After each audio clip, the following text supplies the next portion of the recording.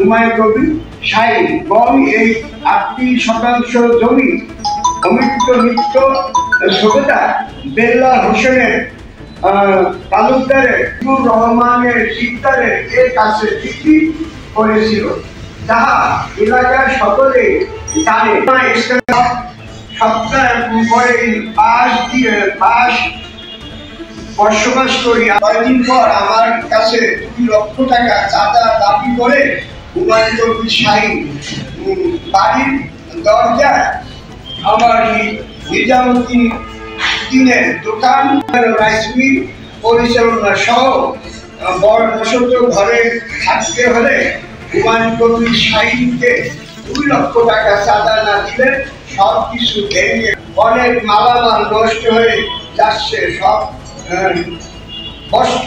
বসত ঘর ও ভাঙচুরের ঘটনার আমি বাদী হয়ে চলমান বছরের ২১ নভেম্বরে বরিশাল সিনিয়র জুডিশিয়াল ম্যাজিস্ট্রেটের আদালতে একটি মামলা নং ১৬৪/২৪ দায়ের করে, যা স্থানিক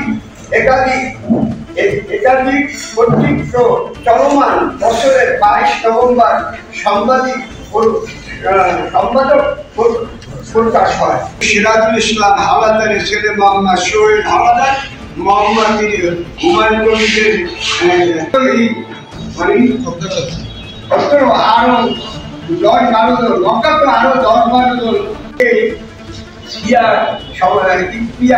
সাংবাদিকের বিন্দু ২ লাখ টাকা চাঁদা না দেওয়ার কারণে এখনো আমি এলাকা ছেড়ে বেড়াচ্ছি না। হুমায়ুন কবির শাহীনগণ আমাকে মামলা উঠানোর জন্য ১৫ দিন সময় দিয়েছে। সংবাদ প্রকাশের পরদিনে থেকে ওই ঘোষণা দিয়েছে। আবার এই হুমকি বিষয় নিয়ে আইনের আশ্রয় নিলে তার পরিণাম আরো ভয়াবহ হবে বলে এলাকার ঘোষণা দিয়েছে। আমি দাদু শাশুড়ি মারার পর সেই মামলা এবার স্যার আমি দেখেন আমার এক ভাই ছেলেকে জমিন দিয়ে তাকে কিভাবে কোপাইছে স্যার। দেখেন এ এখন হাতে রড করে আছে স্যার। হ্যাঁ দেখেন স্যার, দেখেন এই পিঠ, এই হাত, দেখেন স্যার, দেখেন এই পিঠ পিটানো ক্ষতগ্রস্ত। তো এগুলো সেনাবাহিনীর দেখান নাই?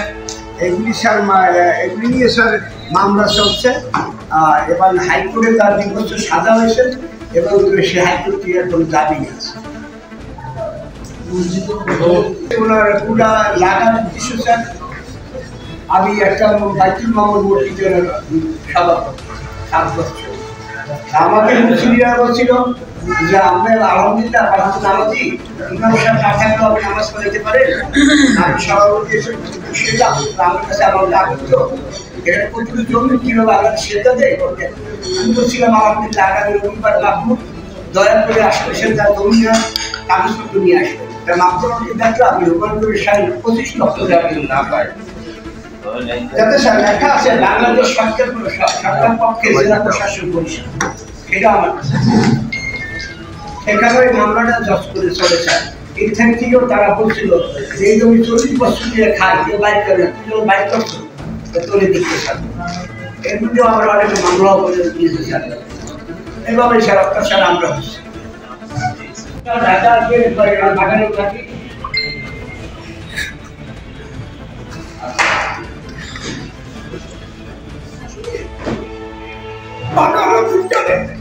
আচ্ছা, তো সেনাবাহিনী পরিদর্শন করে হারা কামটা করছে।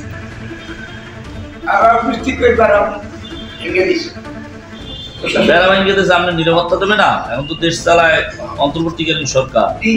সেনাবাহিনীর কাছে আমি গিয়েছিলাম ওই হিজলা, বললাম স্যার আমার তো ব্যারামদার পর আরো আমার সাথে তো বাড়ি করে থাকতে হবে না, সেটা বলে লেখাপড়া করে হিন্দি করে তারপর সংসার চলে কিনা আমাকে হেল্প করে স্যার। স্যার বলছেন যে আমরা তো সেনাবাহিনী, তো আমার কোনো অভিযোগ নেওয়ার নেই, থানায় আপনি অভিযোগ দিবেন, থানায় আমাকে ওসি সাহেব যদি কোনো মনে করে সে না সামলাইতে পারে আমি সেখানে ঠেকাবো, সেই জন্য আমার মোতায়েন করা হয়েছে। সেখানে আমার অভিযুক্ত আছে।